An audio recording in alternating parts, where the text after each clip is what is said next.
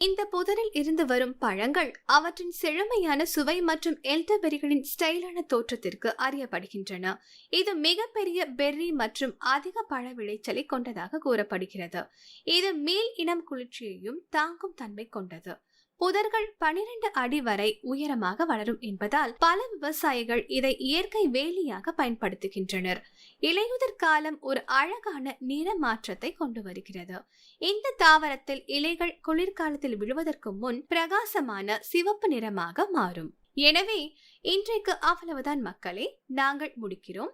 இந்த வீடியோவில் இருந்து நீங்கள் 1 அல்லது 2 விஷயங்களை கற்றுக்கொண்டீர்கள் என்று நம்புகிறோம்.